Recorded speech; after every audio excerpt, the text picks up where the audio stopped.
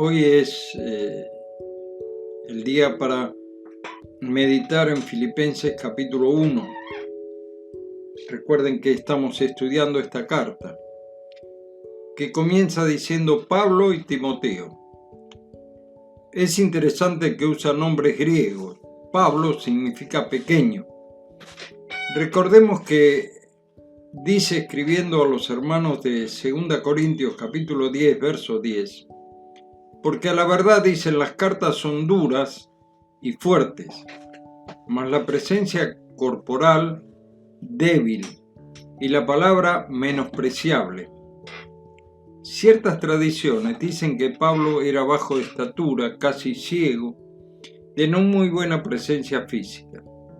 Pero ¿quién podía cuestionarle cuando el Espíritu Santo le usaba, ya sea para dar una palabra de parte de Dios en vivo o por escrito? Pero él nunca hizo alarde de esto. Al contrario, su forma de tratar a los hermanos es la más amorosa que podamos pedir. Aun cuando hubo situaciones muy difíciles de tratar en las cartas a los Corintios, por ejemplo, y en otras cartas a los Gálatas. Recordemos que de acuerdo a la costumbre de aquella época, Pablo tenía un nombre hebreo y otro gentil. Saulo en hebreo significa el que habla o el que ora, mientras que Pablo en hebreo significa pequeño, en griego también. Esta costumbre la siguen teniendo los judíos por tradición. Muchos de los amigos nuestros hoy en día tienen un nombre por el cual les conocemos, pero en realidad tienen otro que usan en las ceremonias o en las sinagogas. En este caso, le acompaña su amado hijo espiritual Timoteo. Su nombre significa en griego el que honra a Dios. O también, otra posibilidad es amado de Dios. Su presentación no es usando títulos rimbombantes como se estila hoy en día. Lo hace usando el término doulos o doulos, que significa esclavo. En este caso, esclavo voluntario de Jesucristo. Su sujeción es total a Él, sin ningún tipo de reserva para sí mismo. Está totalmente entregado al servicio del Señor.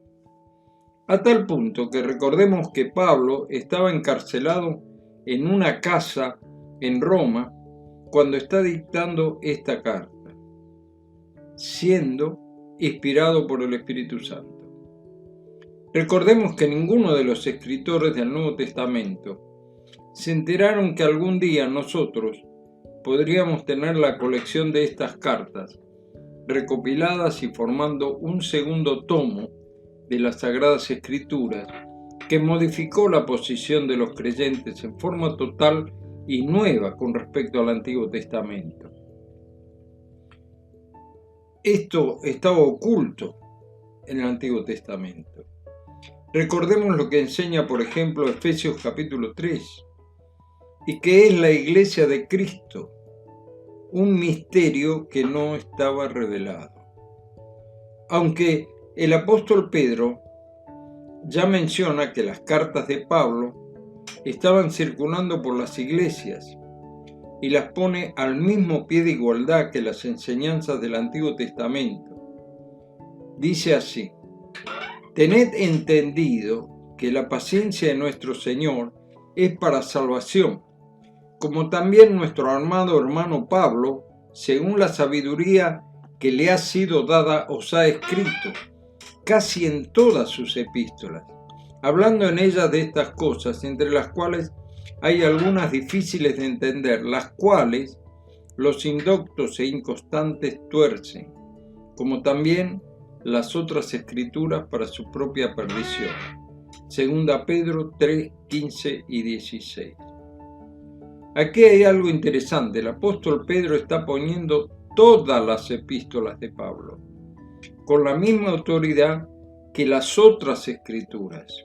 O sea, está reconociendo la autoridad del Espíritu Santo al inspirar al apóstol Pablo y las equipara a las páginas del antiguo pacto que ellos ya tenían con tanta reverencia, inspirado por Dios. Además, tengamos en cuenta que Pedro escribe a un público totalmente distinto que el de Pablo, lo cual da mayor relevancia y autoridad a lo que está afirmando. De manera tal que esto debe advertirnos. Hay corrientes judaizantes hoy día que mediante la Internet están engañando a hermanos sencillos, diciendo que debemos usar otro léxico, hablando en un idioma judaico, cambiando el nombre de Jesús por el de Jehoshua, por ejemplo, y usar candelabros de 7 brazos en los cultos, y no sé cuántas cosas por el estilo. Pero en realidad están engañando a congregaciones enteras. Cuidado, hermanos, la falsa doctrina que afectó a los Gálatas sigue vigente, tiene sus seguidores, procuran engañar a los creyentes. Debemos afirmar nuestra fe en la palabra escrita tal como la leemos, sin agregar ni quitar la verdad. La advertencia de Pedro sigue teniendo vigencia total en nuestros días. Los creyentes reciben el nombre de santos en Cristo, es decir, apartados para el servicio de Dios, que están en Cristo. En significa estar encerrado dentro, contenido, rodeado.